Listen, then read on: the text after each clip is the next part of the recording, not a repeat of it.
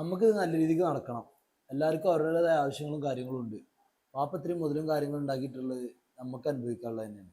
വെറുതെ നമ്മൾ തമ്മിൽ തല്ലുകൂടിയിട്ട് നാട്ടുകാരെ കൊണ്ട് പറയിപ്പിക്കണം. നല്ല പോലെ അടക്കട്ടെ. എനിക്ക് എന്തായാലും ഓൾഡ് ഒരു 50 ഭാഗം കിട്ടാണ്ട് നിങ്ങൾക്ക് അറിയാലോ. അതിന്റെ കാര്യത്തിൽ ഒരു തീരുമാനം എന്തായാലും വേണം. വേറൊരു വീട്ടിൽ നിന്ന് വന്ന പെണ്ണല്ലേ, അത് കൊടുക്കണ്ടേ.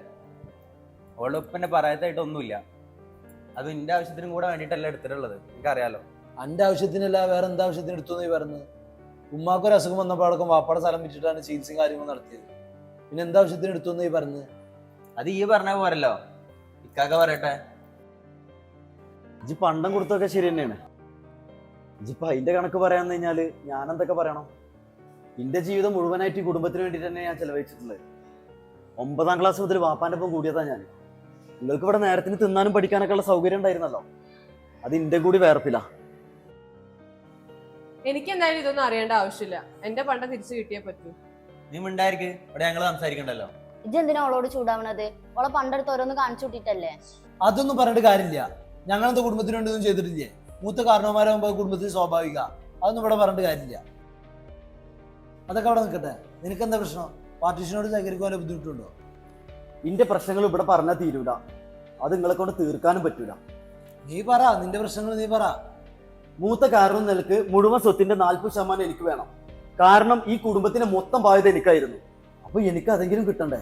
അതൊന്നും പറഞ്ഞിട്ട് കാര്യമില്ല. ഞങ്ങളാരും ഇന്ന് കുടുംബത്തിന് വേണ്ടി ഒന്നും ചെയ്തിട്ടില്ലേ? മൂത്ത കാരണവന്മാരാകുമ്പോൾ അതൊക്കെ സ്വാഭാവിക. എന്നാൽ ഈ സംസാരം ഇവിടെ വെച്ച് നിർത്തിക്കാളെ. ഇനി ഈ കാര്യം പറഞ്ഞിട്ട് എന്നെ വിളിക്കണ്ട. അങ്ങനെ പറഞ്ഞാൽ എങ്ങനെ? നമുക്ക് വിൽപ്പത്രം നോക്കാം. അതിലെന്താ പറഞ്ഞു വെച്ചാ അതുപോലെ കാര്യങ്ങൾ നീക്കാം. അപ്പൊ എന്നാ ചെറിയ മോനെന്ന നിലയില് വീടും പറമ്പ് എനിക്കാവുമല്ലോ അല്ലെ? അതൊക്കെ വിൽപ്പത്രത്തിൽ എന്താണോ പറഞ്ഞിട്ടുള്ളത് അതുപോലെ ഇന്നത് വേണമെന്ന് പറഞ്ഞിട്ട് ആരും വാശി പിടിക്കാൻ നിൽക്കണ്ട. അതെ, നിങ്ങളൊന്നും ഇങ്ങോട്ട് വരൂ. നിങ്ങൾ എന്തിനാ അവിടെ എന്റെ അടുത്ത് മിണ്ടാണ്ടിരിക്കാൻ വേണ്ടി പറഞ്ഞത്? ഞാൻ എന്റെ ഗോൾഡ് കാര്യമല്ല അവിടെ ചോദിച്ചത്. നീ ഇതിനാണ് ഇപ്പൊ ഇങ്ങോട്ട് വിളിച്ചിരുത്തി തന്നെ? അതെ, ആ 40% വലിയക്കൊക്കെ കൊടുക്കാന്നുള്ളതൊന്നും സമ്മതിച്ചു കൊടുക്കാൻ പോരുത് കേട്ടോ. അതൊന്നും എന്തായാലും സമ്മതിച്ചു കൊടുക്കാൻ പോകില്ല. അതിനുള്ള വഴിക്ക് ഞാൻ കണ്ടിട്ടുണ്ട്. ഈ പാർട്ടിഷൻ കഴിഞ്ഞിട്ട് എന്താ കിട്ടാന്ന് നോക്കട്ടെ.